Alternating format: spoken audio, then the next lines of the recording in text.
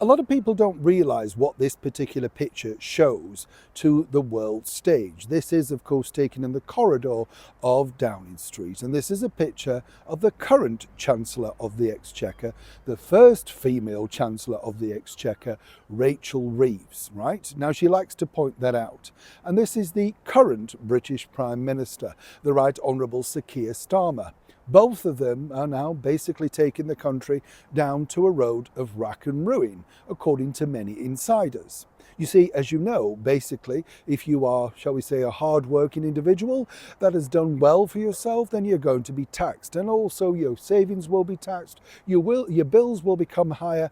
But more importantly, if you invade the country, or in fact you've never really had a job and no intentions of having a job, well, consequently, the bottom line is that you are going to be rewarded. You know, the cap removed on children, billions now paid out to people sitting at home doing nothing.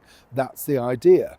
But as ever, there's reasoning behind that. But more importantly, this picture has a hidden meaning too. As ever, let me explain. Morning, chums. Lovely to see you. Thank you so much as ever for your time today, and welcome one and all brand new subscribers. Terrible budget, but we knew that anyway.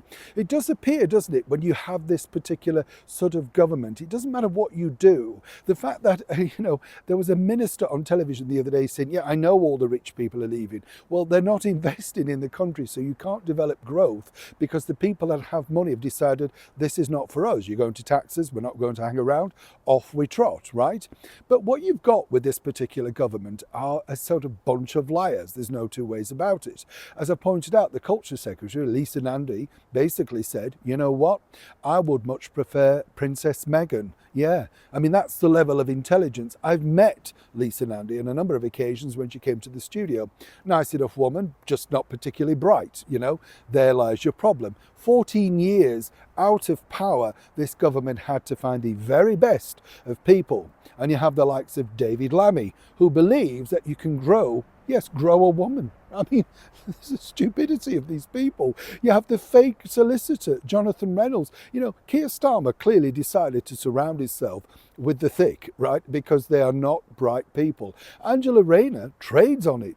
She basically says, I've got no qualifications and look how well I've done. Her mother in an interview said, our Ange will become the very first Labour female Prime Minister. She could be right, looking at the people that are now voting. The reason behind this picture, though, is interesting. This was released the night before of the budget, right? And there you've got Rachel Reeves with a mug with a name on, just in case you can't remember her own name.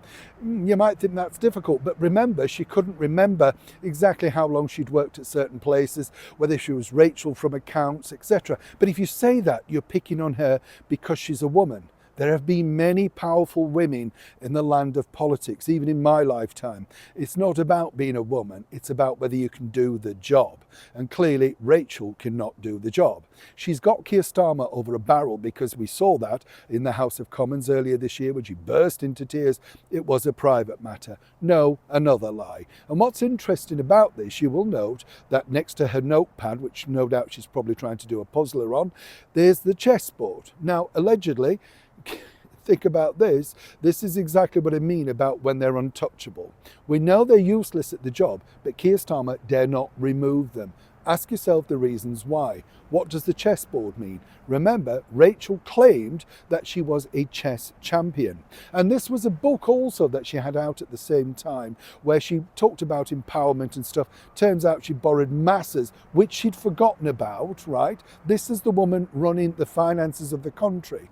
But the chessboard is to basically say to you and to I can get away with what I want. I can say what I want because he is not going to fire me. And he has been very, honest about that and said he sees her in the job for the entire duration and sees himself in the job for even longer.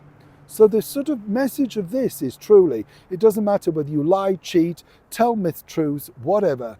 As long as you're nice to Keir, you will stay in the job. And that truly is the story of the budget. Neil Sean, Kensington, London.